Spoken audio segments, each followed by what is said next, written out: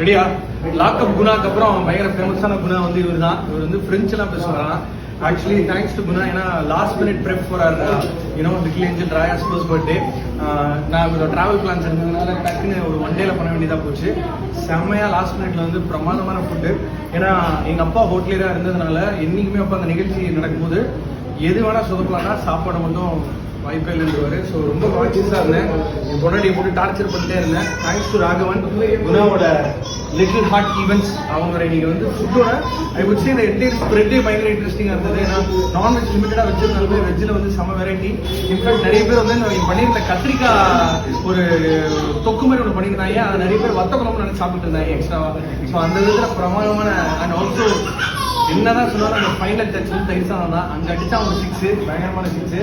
குணாதான் made the biryani also dessert எல்லாமே. And also one good thing about them is லிமிட்டடான space தான். ஆக்சுவலாக ஒரு சின்ன இடத்துல தான் போட்டிருந்தோம். எந்த வித கம்ப்ளைண்ட் இல்லாமல் முடிஞ்சு சொல்லிக்காமல் பிரமாணமாக பண்ணியிருக்காங்க.